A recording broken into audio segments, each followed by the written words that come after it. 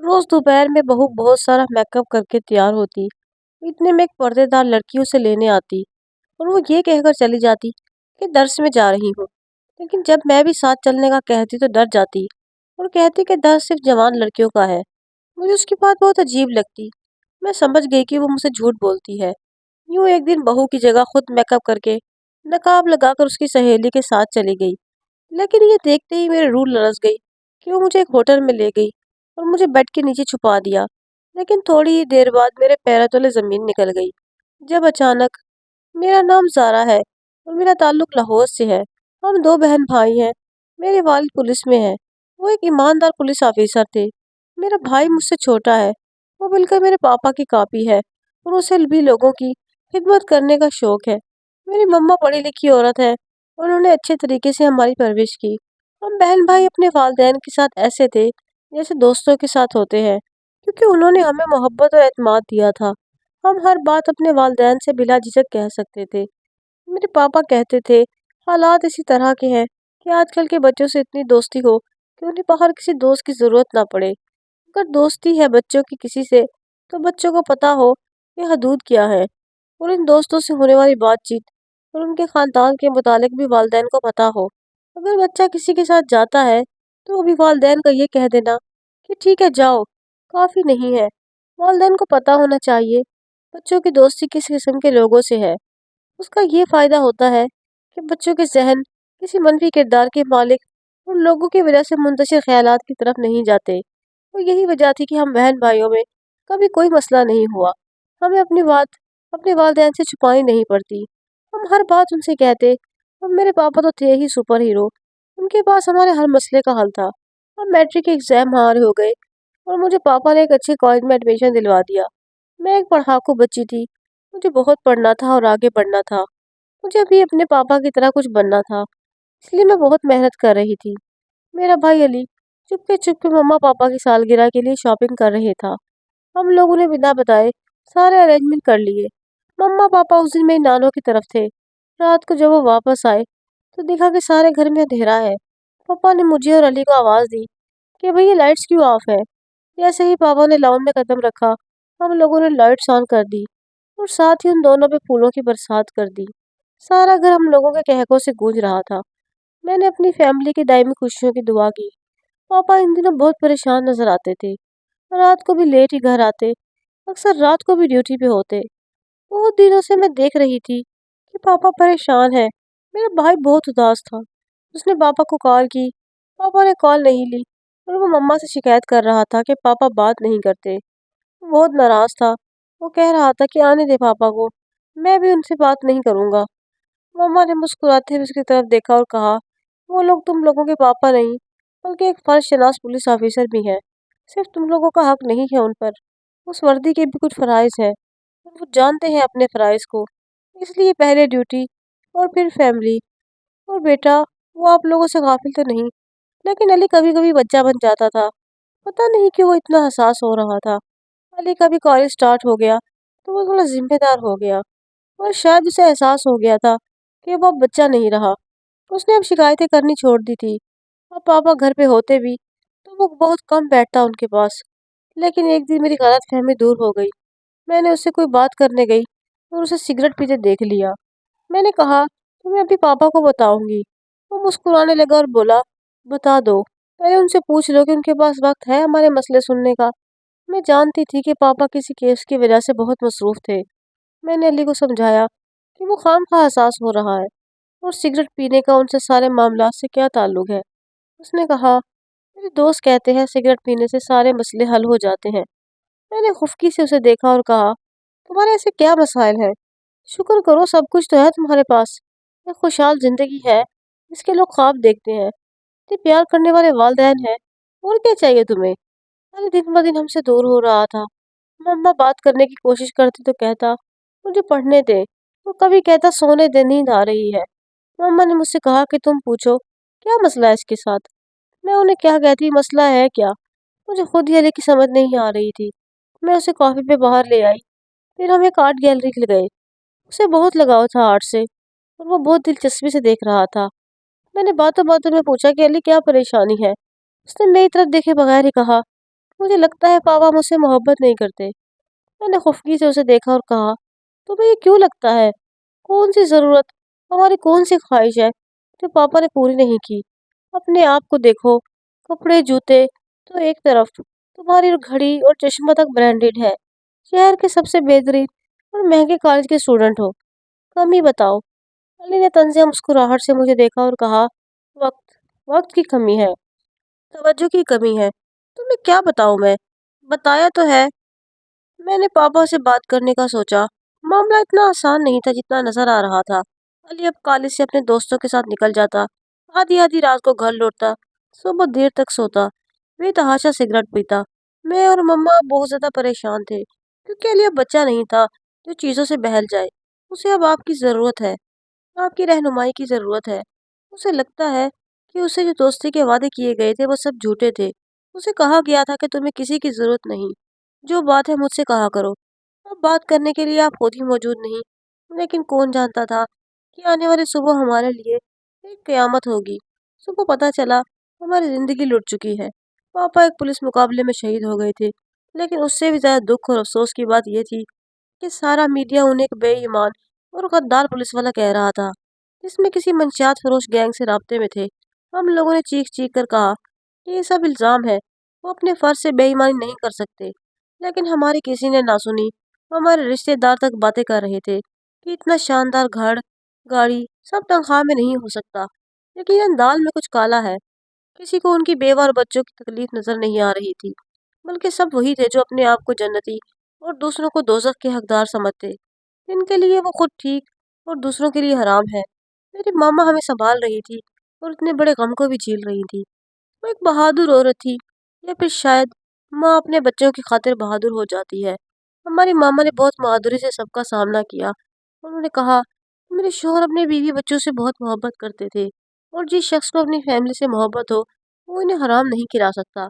इसलिए मुझे यकीन है कि मेरा शौहर अपनी वर्दी से गद्दारी नहीं कर सकता। कहते हैं ना, मरने वालों के साथ मरा तो नहीं जाता।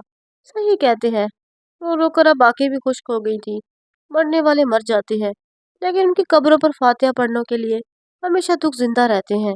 जिंदगी फिर से रूटीन की तरफ आ रही थी। पापा की इंक्वायरी करवाई जा रही थी। उनके डिपार्टमेंट को भी शक था, इसलिए उनकी पेंशन के मामला रुकवा दिए गए। मम्मा की दुआएं लंबी होती जा रही थी। उनका वक्त ज्यादातर इबादत में गुजरता। अली ने भी खुद को बदल लिया। वो भी जानता था कि अब वही इस घर का अकलौता मर्द है, और उसने ही अपनी माँ और बहन का सहारा बनना है। वो पूरी लगन और मेहनत से पढ़ रहा था। उसका नतीजा आया, उसने टॉप किया था। बहुत दिनों बाद इस घर ने खुशी देखी। मम्मा बहुत खुश थी, और पापा को याद करके रोने लगी कि वो होते तो कितना खुश होते। इन दिनों नाना हमारे पास आ गई। मेरे बड़े मामू और मम्मा की खातिर वो परेशान रहती थी। माँ साथ होंगी तो उन्हें अपनी तकलीफ में आसरा मिल जाएगा, इसलिए उन्हें यहाँ छोड़ गए। बड़े मामू का मम्मा से बहुत प्यार था, वो उनका बहुत ख्याल रखते थे। बार बार फोन करके मम्मा का अहवाल पूछते। उनकी रूटीन में जैसे ये सब शामिल था। मुझे भी ढारस थी कि हमारे मामू हमारे साथ हैं। बाकी खानदान वालों से तो हम कट चुके थे। मैं कॉलेज से वापस आई तो देखा मम्मा और नानू शहर में नए पौधे लगा रही थी। मुझे बहुत खुशी हुई कि मेरी माँ जिंदगी की तरफ लौट आई है। उसी वक्त दरवाजे पर दस्तक हुई। मैं दरवाजे की तरफ बढ़ गई। जैसे ही दरवाजा खोला, आने वाले का मकसद पता चला, तो मेरे पैरों तले जमीन निकल गई। हमें घर खाली करने का नोटिस मिला था। सारे घर में फिर से मातम की कैफियत थी। मेरी मम्मा का तो रो रो कर बुरा हाल था। उनकी बहुत सी यादें इस घर से जुड़ी थी। उनकी जवानी और हमारे बचपन के खूबसूरत दिन गुजरे थे। ना ने मम्मा को कॉल की। दूसरे दिन हम लोग उनके साथ उनके घर शिफ्ट हो गए। मामू तो अच्छे थे ही, लेकिन ममानी भी बहुत अच्छी थी। मामू के 3 बच्चे थे, एक बेटा साम और 2 बेटियां। वो लोग बहुत ही अपनायत से मिले, हमारा बहुत ख्याल रख रहे थे। अली ने यूनिवर्सिटी जाना शुरू कर दिया, और मैंने नई जॉब की तलाश शुरू कर दी। मेरा रुझान दीनी मामलात की तरफ ज्यादा था, और मैं चाहती थी कि कुछ ऐसा करूं कि दीन को समझने और उसे आगे फैलाने का मौका मिले। मैंने मामू से कहा कि मुझे एक दिन एक जामिया में ले गए। ये बहुत बड़ी जामिया थी। मुझे उनका माहौल और साथी टीचर बहुत अच्छी लगी। कुछ ऑनलाइन भी कुरान करीम की तालीम दे रही थी। अली ने मुझे कहा कि मुझे आगे पढ़ना चाहिए, लेकिन मेरा दिल ही नहीं चाहता था। मैं अपने काम से मुतमईन थी, मेरा दिल सुकून में था। मामू का बेटा शाम मुझे छोड़ने जाता और कभी कभार ले भी आता। कुछ दिनों से उसकी नज़रें मुझे बहुत बुलाई हुई लगती थी। मैंने उसे इग्नोर किया। एक दिन अली से कहा कि तुम मुझे वापसी पर लेने आया करो। मैंने शाम को मना कर दिया कि वो मुझे लेने ना आए, मैं खुद ही आ जाया करूंगी। उसे शायद ये बात बहुत बुरी लगी थी। कुछ दिन तक तो उसने मुझसे बात करना ही छोड़ दिया। सलाम का जवाब तक नहीं देता था। एक दिन मैं छत पे गई तो वो वहीं बैठा हुआ था। कानों में हेडफोन लगाए कुछ सुन रहा था और आंखें बंद थी। पहले तो मैंने सोचा कि पलट जाती हूँ, लेकिन मैंने सोचा कि इससे पूछूं कि इसे मसला क्या है। मैंने आगे बढ़ के एक कान से हैंडफ्री निकाल दिए। उसने आँख खोली और मुझे हैरत से देखा। उठ के बैठ गया और बोला, ये क्या बदतमीजी है। मैंने कहा कि बदतमीजी तो ये है कि आप किसी के सलाम का जवाब भी ना दें। उसने कहा कि बदतमीजी ये है कि किसी शरीफ इंसान को सबके सामने मशकूक कर दिया जाए। मैडम ज़ारा पहले तो साम के साथ आ रही थी, फिर पता नहीं साम ने क्या कहा है कि बच्ची डर गई और साफ कह दिया कि मुझे लेने आने की ज़रूरत नहीं। मैंने हैरम से साम को देखा। कहा, ये बात कहाँ से आ गई और ये मैंने कब कहा। कहने लगा कि सब कुछ कहो, ये ज़रूरी तो नहीं। कभी कभी खानदान वाले खुद ही समझ जाते हैं। वो यकीनन मुझसे कुछ छुपा रहा था। इस बात के पीछे कोई बात ज़रूर थी। मैंने उसे कहा कि मुझे खुद ही अच्छा नहीं लगता कि तुम अपना काम छोड़ के मुझे लेने आओ। मेरी वजह से तकलीफ उठाने की ज़रूरत नहीं। मेरा भाई मुझे ले आया करेगा। और रही बात लोगों की, तो लोग कुछ दिनों में बातें बनाते कि रोज़ शाम के साथ आती जाती है, तो बेहतर यही है कि अभी से बात ख़त्म। मैं कहकर पलटने लगी तो मुझे पीछे शाम की आवाज़ आई। कहने लगी, मैंने अब्बा से कह दिया है कि मुझे आपकी नकचढ़ी भांजी कबूल है। बहुत जल्द वो फूफो से तुम्हारे और मेरे रिश्ते की बात करेंगे। फिर तो मसला नहीं होगा ना।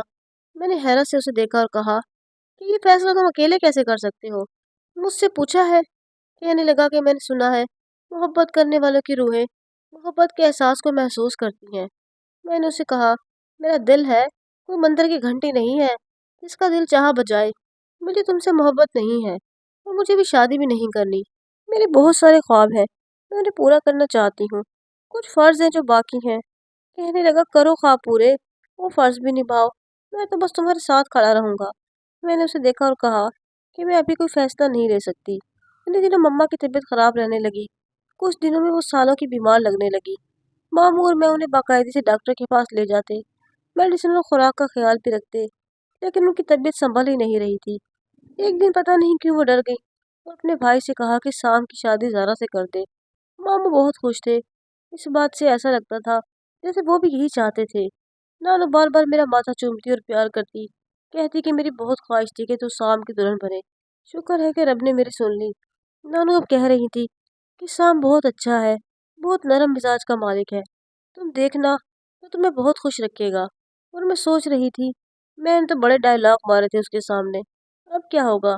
मेरा और शाम का निकाह कर दिया गया। ये सब कुछ इतना अचानक था, मुझे समझ ही नहीं आ रही थी कि मैं खुश हूँ या नहीं। अगर मुझे खुश होना है तो वजह क्या है। इस खुशी की कोई वजह नहीं। उससे मैं सवालों में ही मसरूफ थी। जब शाम आ गया, वो मेरे सामने बैठ गया और कहने लगा कि पहली बात यह है, मैं इतना भी बुरा नहीं। कहने लगा कि रोए क्यों जा रही हो, और दूसरी बात यह कि चलो आज के दिन तो मुझसे शर्मा लेती। मैंने रोते हुए उसकी तरफ देखा और कहा, खुश होने की भी बात नहीं, बताओ कि किस बात पर खुश हूँ। मेरे सारा जवाब रह गए। मुझे कुछ करना था, सब कुछ बीच में ही रह गया। सामने मेरा हाथ पकड़ कहा, मैं वादा करता हूँ तुम्हें तुम्हारे हर ख्वाब की ताबीर दिलवाऊंगा। जामिया में मेरी दोस्ती फातिमा से हुई। वो बहुत काबिल लड़की थी। मैंने उसे बहुत कुछ सीखा। उससे सीखा कि अगर बहादुर नहीं रहोगे तो दुनिया तुम्हें बुज़दिल समझ के डराती रहेगी। इसलिए अगर चाहते हो कि दुनिया तुम्हें डरा न सके तो बहादुर बन जाओ। मैं और फातिमा साथ खाना खाते, साथ शॉपिंग करते। एक दिन उसने बताया कि उसके एक अंकल हैं, उनकी बेटी की सालगिरह है।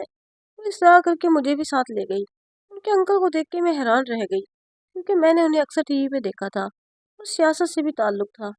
मैंने उनसे मिलने पर जब इजहार किया तो मुझे यकीन ही नहीं आ रहा था कि आप मेरे सामने हैं।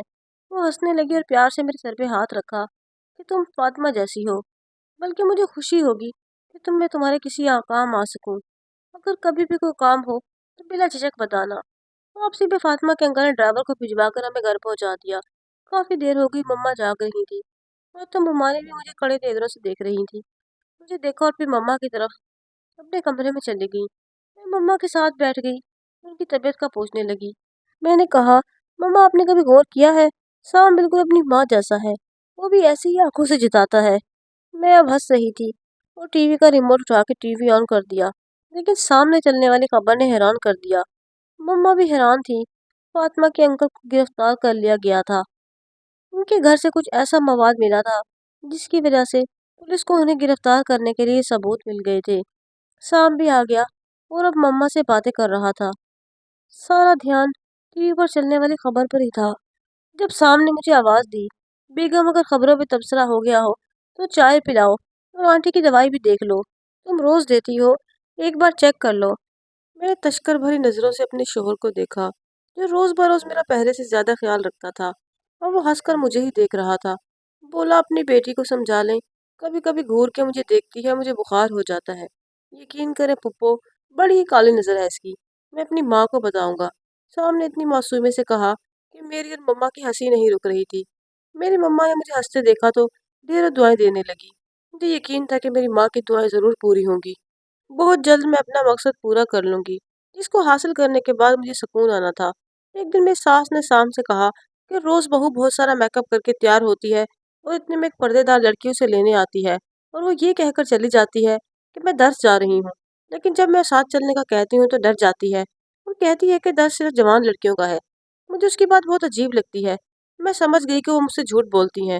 یوں ایک دن بہو کی جگہ خود نقاب کر کے اس کی سہیلی کے ساتھ چلی گئی، لیکن یہ دیکھتے ہی میری روح لرز گئی کہ وہ مجھے ایک ہوٹل کے کمرے میں لے آئی، مجھے بیڈ کے نیچے چھپا دیا، لیکن تھوڑی دیر کے بعد میرے پیروں تلے زمین نکل گئی جب ایک شخص اندر آیا اور بولا کہ آپ بے فکر رہیں، آپ کا نام نہیں آئے گا۔ سام یقین کرو بیٹا، یہ لڑکی کچھ ایسا کر رہی ہے جو ہم نہیں جانتے، یہ ہمیں برباد کر کے چھوڑے گی۔ اس سے پہلے پوچھو کہ یہ ہوٹل میں کیا لینے گئی اور وہ شخص کون تھا۔ سب لوگ لاؤن میں جمع تھے۔ سام نے بتانا شروع کیا، جسے سن کر سب کی آنکھیں حیرت سے کھل گئی۔ سام نے بتایا کہ آپ لوگ پریشان نہ ہو، میری بیوی کوئی غلط کام نہیں کر رہی، اور وہ جو کر رہی ہے اسے میرا اعتماد حاصل ہے۔ وہ ایک ایجنٹ ہے اور یہ بات صرف میں ہی جانتا ہوں۔ اب آپ لوگ بھی جانتے ہیں، لیکن یہ بات یہاں سے نکلنی نہیں چاہیے۔ وہ اپنے باپ کے دشمنوں کو ڈھونڈ رہی تھی اور انہیں کیفر کردار تک پہنچانا تھا، اس کے لیے اس نے خفیہ ایجنٹ بن جانا بہتر سمجھا اور اپنے باپ کے گناہ گاروں تک پہنچ گئی ہے۔ اس دن وہ سیاسی لیڈر بھی اس کی وجہ سے ہی پکڑا گیا تھا۔ اس نے ہی اس دن اس کے گھر مہمان بن کے سارے ثبوت پولیس تک پہنچائے اور وہ آج جیل کی سلاخوں کے پیچھے تھا۔ وہ ایک غدار اور منشیات میں ملوث تھا۔ اس کا ٹارگٹ کالج اور اسکول کے بچے تھے۔ اس نے بہت سارے لڑکے اپنے کام کے لیے کالجز میں چھوڑ رکھے تھے جو اس کے لیے کام کرتے تھے۔ وہ نوجوان نسل کو اس نشے کا عادی بنا رہا تھا۔ دوسری طرف وہ ایک باعزت شخص بنا ہوا تھا، لوگ اسے ووٹ دیتے اور اپنا مسیحا سمجھ رہے تھے۔